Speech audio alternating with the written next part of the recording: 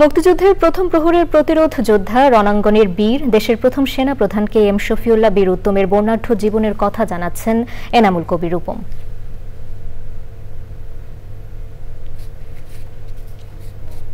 অবসরপ্রাপ্ত major general Kazi Mohammad Shafiullah মহান মুক্তিযুদ্ধে ছিলেন নেতৃস্থানীয় ভূমিকায়।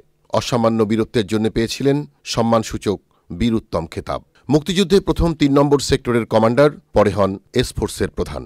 সেনাবাহিনীর ২য় ইস্ট বেঙ্গল রেজিমেন্টের সেকেন্ড ইন কমান্ড পদে থাকতেই মুক্তিযুদ্ধ শুরু হলে শফিউল্লাহর নেতৃত্বে পাকিস্তান সরকারের বিরুদ্ধে বিদ্রোহ ঘোষণা করেন তার রেজিমেন্টের মুক্তিযোদ্ধারা। মুক্তিযুদ্ধ শুরুর আগে ১৯ মার্চ বাঙালি সেনাদের নিরস্ত্র করার চেষ্টা হলে তা রুখে দেন KM শফিউল্লাহ।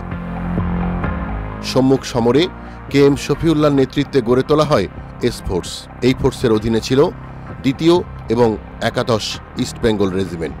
তার নির্দেশে ও নেতৃত্বে অসংখ্য দুঃসাহসী ও সফল অপারেশনে কখনো KM শফিউল্লাহ ছিলেন প্রত্যক্ষ, কখনো বা পরোক্ষ ভূমিকায়। KM শফিউল্লাহর নেতৃত্বে হানাদার মুক্ত হয় আশুগঞ্জ, ভৈরব, লালপুর, আজবপুর, সরাইল, শাহবাজপুর, মাধবপুর, ব্রাহ্মণবাড়িয়া, লক্ষ্মীপুর।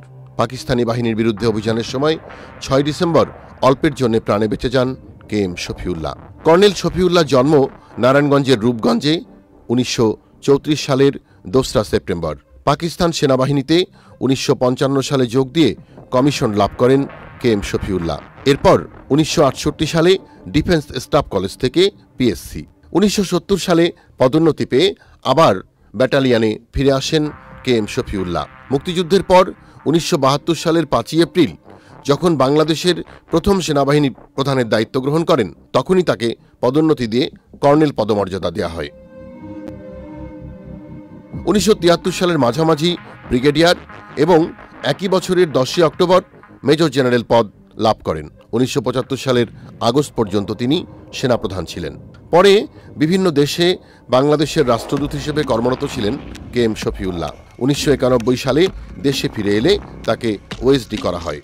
পরের বছর স্বেচ্ছা অবসরে যান তিনি। ১৯৯৬ সালে আওয়ামী লীগের প্রার্থী হিসেবে নারায়ণগঞ্জ ১ আসন থেকে সংসদ সদস্য নির্বাচিত হন KM শফিউল্লাহ।